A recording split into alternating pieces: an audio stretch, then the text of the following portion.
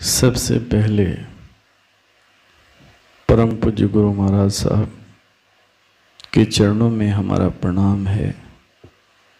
साथ ही साथ पूज्य गुरु माँ के चरणों में भी हमारा प्रणाम है।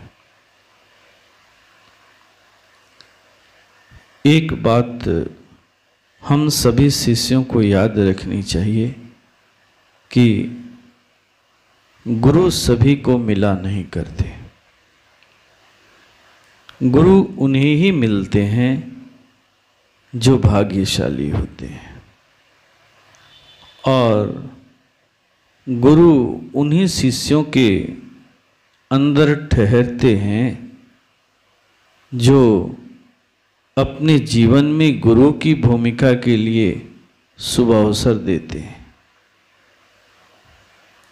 महापुरुषों ने तो यह जरूर कहा है कि गुरु खोज का विषय है, पर किसी आम मानव के अंदर क्या वो दृष्टि है जो गुरु की खोज कर सके, जो गुरु को पहचान सके?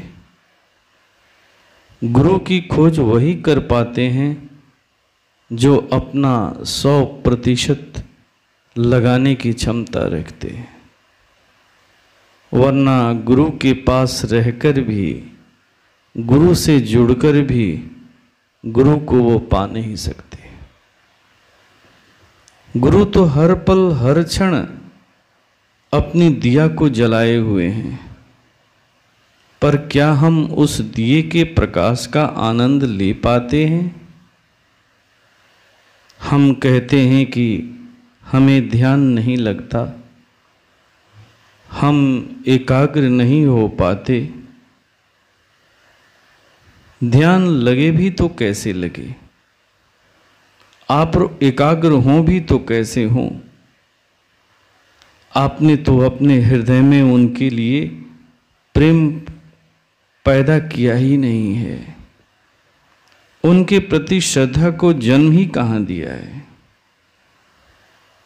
अगर आपने अपने हृदय में उनके लिए प्रेम पैदा किया है अथवा अपने अंतःकरण में उनके प्रति श्रद्धा को जन्म दिया है, तो निश्चित जानिए उनके नाम को सुन लेने मात्र से, उनकी छवि को देख लेने मात्र से, उनकी छवि को याद कर लेने मात्र से एकाग्रता तो बहुत छोटी बात है, आप लयता के दरवाजे पर अपने आप को खड़े पाएंगे, समाधि में प्रवेश करने के लिए तैयार पाएंगे।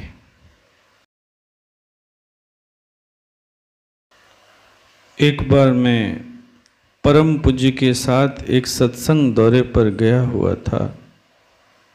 किसी ने परम पूज्य से पूछा, प्रभु मेरा ध्यान नहीं लगता, मैं एकाग्र नहीं हो पाता, हमारे अंदर एकाग्रता कैसे पैदा होगी?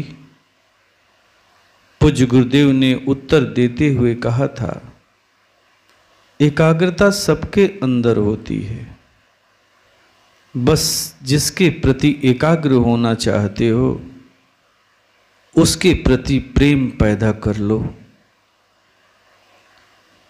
उसके प्रति श्रद्धा का भाव अपने हृदय में जन्म देने का प्रयास करो, बस एकाग्र हो जाओगे। आप इसे इस तरह से समझें जैसे आपको 2 लाख रुपए की एक गड्डी दे दिया जाए और अगल बगल कितना भी शोरगुल हो, कोलाहल हो, तो क्या आप नोट की गिनती भूल जाते हैं? तो नहीं, नोट की गिनती बड़ी आसानी के साथ कर लेते हैं। नोट गिनने में कोई भी गलती नहीं होती। आखिर ऐसा क्यों होता है? तो आपको उस नोट से बहुत अधिक प्रेम है, उसके प्रति आकर्षण है। ठीक हो वो अपनी इष्ट के प्रति भी आपको ऐसा ही प्रेम पैदा करना होगा। उसे अपने जीवन में एक विशेष महत्व देना होगा। इस प्रेम के लिए अपने इष्ट के प्रति अपने अंतःकरण में श्रद्धा पैदा करनी होगी। जहाँ श्रद्धा है वहीं प्रेम पनपता है। श्रद्धा की बात पर एक प्रसंग याद आता है। एक बार की बात है, एक पंडित जी के यहाँ बहुत सारे शिष्य इकट्ठा हुआ करते थे। पंडित जी रोज सत्संग करते और लोगों को दीक्षा भी दिया करते। एक दिन उनके सत्संग में एक गरीब गडरिया घूमते घुमाते पहुंच गया। गडरिया को पंडित जी का सत्संग बहुत ही अच्छा लगा। अब वह नित्य संध्या को पंडित जी के यहाँ सत्संग के लिए पहुंच जाया करता। एक दिन गडरिये के मन में भी दीक्षा लेने की बात उठी और उसने पंडित जी के समक्ष अपनी इच्छा को प्रकट कर दी। पंडित जी ने उसकी बात सुनी तथा टाल दी। उधर वह भी कुछ कम न था। वह नित्य सत्संग समाप्ति के बाद अपनी बात पंडित जी के सामने रख दिया करता और उधर पंडित जी भी कुछ कम न थे। रोज कुछ न कुछ बहाना करके उसे टाल दिया करते थे। लेकिन गडरिया रोज अपने प्रयास में लगा रहा। एक दिन पंडित जी ने कहा, अच्छा फला दिन नहा धो करके कुछ मिष्ठान वगैरह ले करके दिन के 11 बजे चले आना, मैं तुम्हें दीक्षा दूंगा। व्यक्ति अब खुशी खुशी अपने घर चला गया। अब उस दिन का इंतजार करने लगा। कुछ दिनों के बाद वो दिन भी आ गया जिस दिन का उसे इंतजार था। वह सुबह उठा, जल्दी जल्दी नहा धो करके कुछ मिष्ठान वगैरह लेकर के पंडित जी के पास पहुंच गया। पंडित जी ने उसे अपने समक्ष बैठाया और दीक्षा देने के पहले वह सोचने लगे कि मैं इसे क्या दूं। यह तो कोई बड़ा पार्टी नहीं है जो मुझे कुछ विशेष चढ़ावा चढ़ाएगा। असल में पंडित जी की नज़र अपने शिष्यों के पॉकेट पर ज़्यादा रहा करती थी। पंडित जी ने पूछा, पहले यह बताओ कि तुम कितना पढ़े लिखे हो। गडरिये ने कहा, मैं तो निरक्षर हूँ महाराज। पंडित जी फिर सोच में पड़ गए कि यह तो पूरा का पूरा निरक्षर है और मेरे पास जो भी 2-4 मंत्र हैं वो सभी के सभी संस्कृत में हैं। क्या मेरे द्वारा दिए गए मंत्रों का यह सही सही उच्चारण कर पाएगा? क्या यह मंत्र में छिपे हुए भाव को समझ पाएगा? इस तरह पंडित जी थोड़ा चिंतित हो उठे। पंडित जी ने पुनः पूछा, अच्छा यह बताओ कि तुम करते क्या हो। गडरिया ने कहा, जी मेरे पास करीब 20-25 बकरियां हैं, मैं उन्हें ही नित्य चराया करता हूँ। पंडित जी अब सोचने के लिए बाध्य हो गए कि अब मैं इसे दूं भी तो क्या दूं। कौन सा मंत्र दूं, मैं इस बला को कैसे टालूं। इसे टालने के लिए कुछ न कुछ तो देना ही पड़ेगा। तभी पंडित जी को एक युक्ति सूझी। पंडित जी ने कहा, आओ बकरी पात खाओ, यही तुम्हारा दीक्षा मंत्र होगा। तुम रोज सुबह शाम संध्या को इसका अभ्यास करना। इसके अभ्यास से ही तुम्हें सब कुछ प्राप्त हो जाएगा।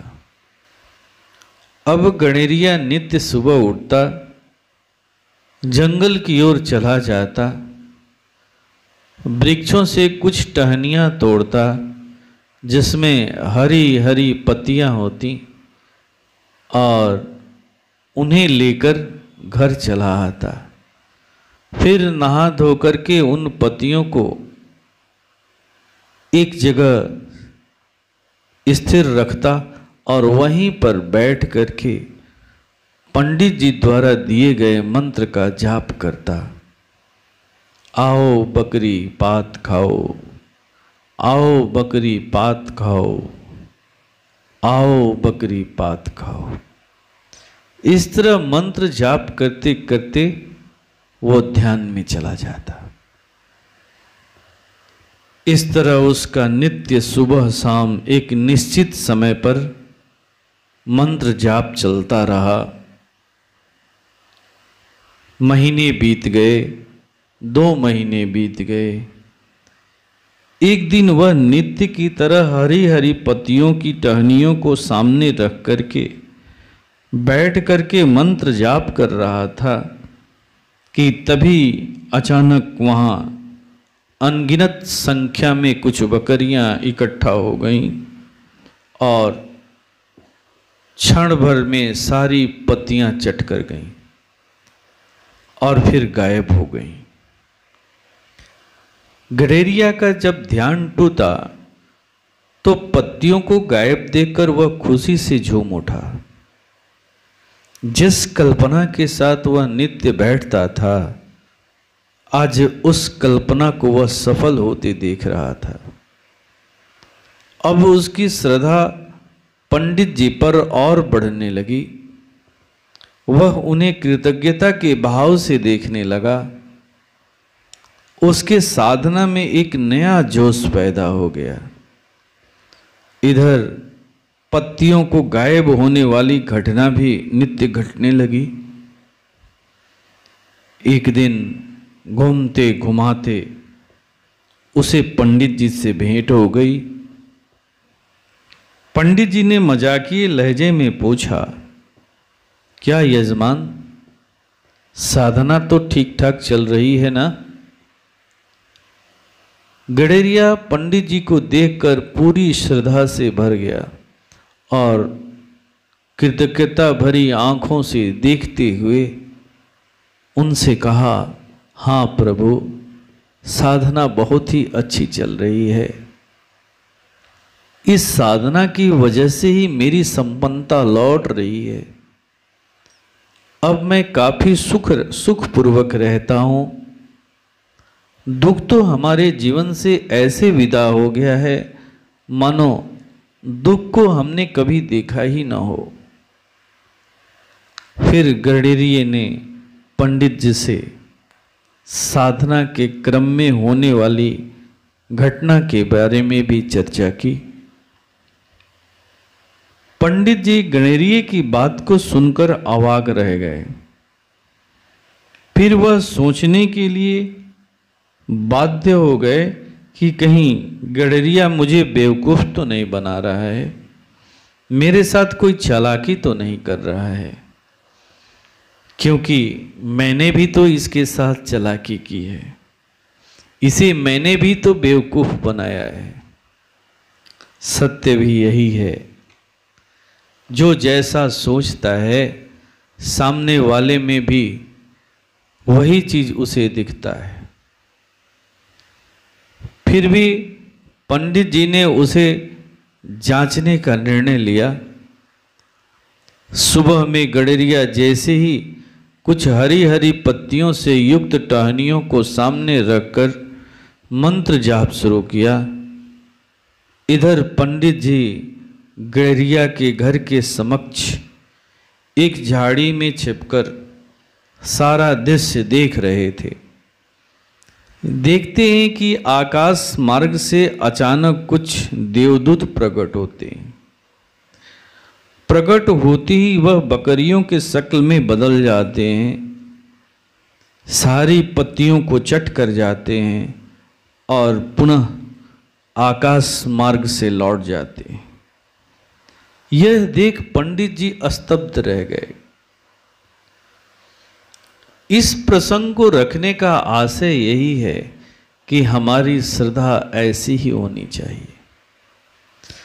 हमारे प्रभु ने हमें जो कुछ भी दिया है उसके प्रति हमारी श्रद्धा कैसी है।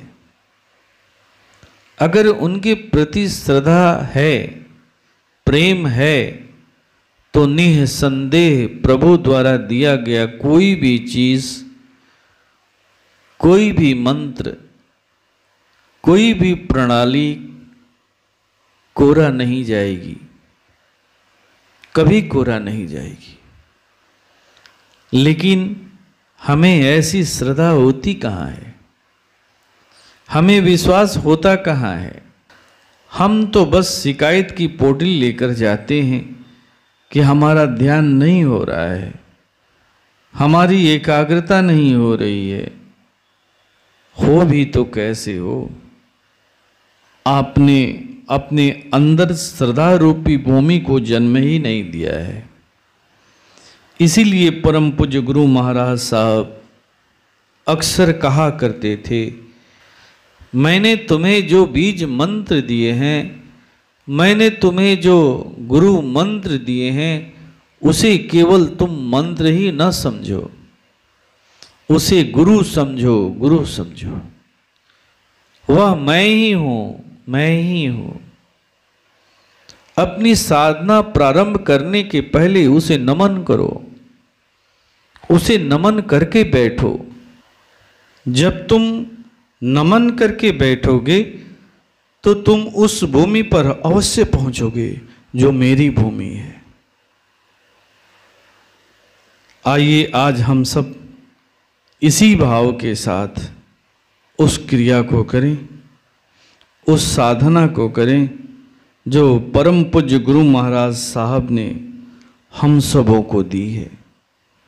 वो मंत्र नहीं है, स्वयं पूज्य गुरुदेव ही हैं, पूज्य गुरुदेव ही हैं। आइए इसी भाव के साथ उस क्रिया को करें।